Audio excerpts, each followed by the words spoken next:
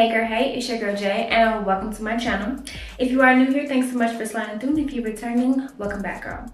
So you guys, the fall is here. It's cold outside. Bring out the ginger colors, the chestnut colors, bring out the burgundies, bring out the reds, bring it all out. I love it. I'm eating it up. So today we did something a little new, a little fun.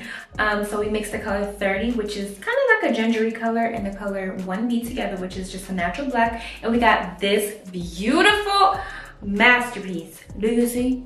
Do you see? And when I tell you, it did not take me long at all. So if you are wanting to see how I achieve this look, make sure that you do stay tuned. So by now, all my girls know on my channel, I'm always trying to help my girls save hundreds of dollars by teaching them how to do their hair themselves rather than putting that into the pocket of some overpriced attitude, rather than having to spend all your coin. So if you like content like that, make sure that you do subscribe. So I do want to start, before we get into anything else, I want to start by shouting out to our sponsor today. We worked with Ywigs. Ywigs did send me over 4 bundles of the hair today. They sent me over 2 bundles of the color 30, and they sent me over 2 bundles of the color 1B. I'm gonna lie, y'all, I was a little nervous. Whenever it comes to colors, I just get super nervous.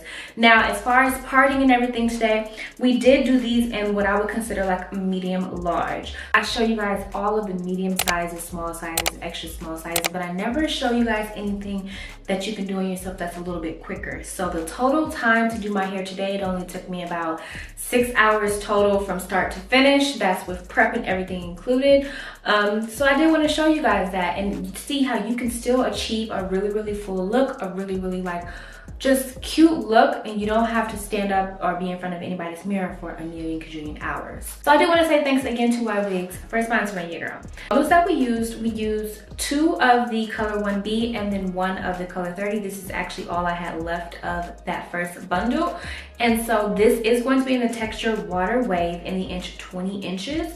And so this is what they look like before even going in my head. And then once you get them together, as you see, it's like a really cool blend. So yeah, so this is what we're going to get into today. So if you want to see how I achieve this look, make sure you keep watching. I am going to have chapters down here for your convenience. But let's go ahead and get into the products. So all of the products that I'm mentioning today are also going to be listed in the description, but let's go ahead and get into it. So you are going to need 3 bundles, 2 bundles of the 1B, 1 bundle of the 30, or you can mix it the other way if you want more brown and less black. You can do a whole head of brown. And so you are going to need 3 bundles to achieve this style. I did use about 2 bundles, like 2 little bundles out of a full braiding pack of hair. I'm going to have that here. I use my braiding rack, my 2-way mirror.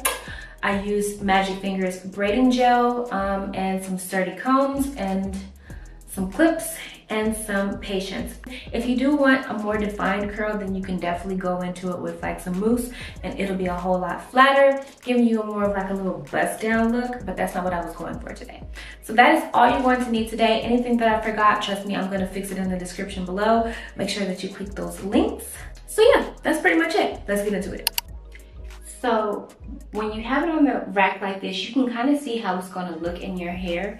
If you want it to be more brown, then you want to make sure you add more brown. And if you want it to be a little bit more darker, which is highlights, then you do it like this. Now I do want it to be much more brown, so I am going to add some more of the color 30 pieces on the top. And hopefully that should give me the look that I'm going for.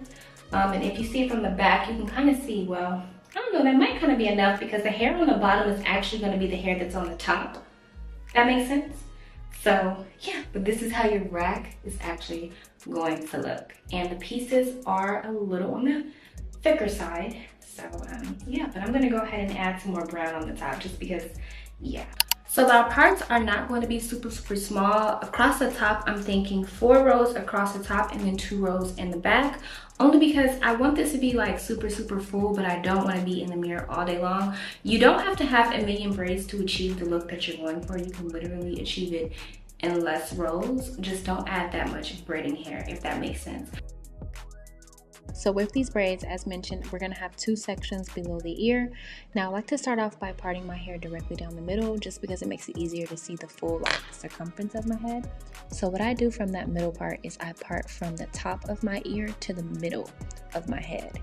And then once I have that large section, I split that directly into 2, and that's going to give us our 2 rows below the ear. Then go ahead and braid those up, and those are going to be your sections and good to go and out of the way.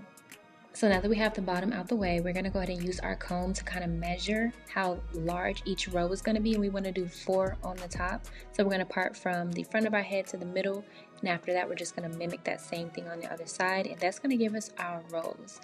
It's a whole lot easier to see it from this point of view. If you need to make any like changes, it's so much easier if you just part first. So as you can see, we're actually making our way through the entirety of my head, and it's kind of moving kind of quick.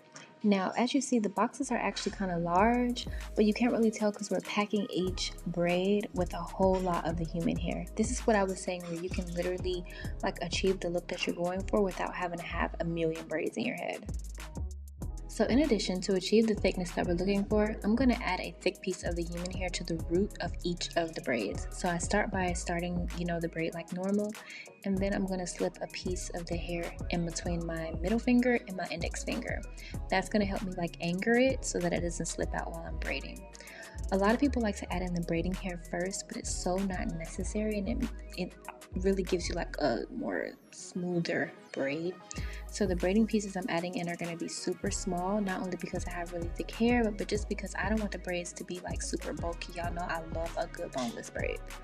So we're going to feed in 3 pieces of the braiding hair, doing a braid motion in between each time that we add in a piece of the hair. Then after we add the 3, you'll see we're going to start adding in more and more human hair as we go down.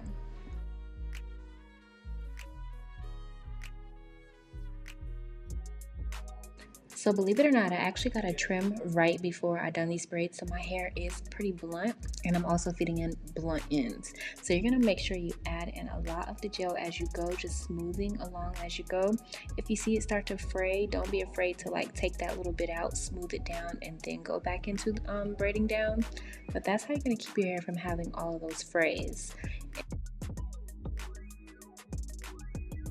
Okay, so I did want to introduce a new way of like feeding in the hair. I know a lot of braiders do this, and I feel like it'll be easier. So as you see, I'm just feeding the hair in and braiding it in like I would if it was a regular piece of hair. Now after 1 or 2 braid motions, I'm going to go ahead and slip it out the side and hold it like in my mouth. As opposed to, you guys know, I typically just add it to the back and then flip it over my shoulder and do it that way, but I saw a lot of people were commenting that they could not keep the hair from slipping out. So this might actually help, and I saw that it actually helps the hair lay flatter.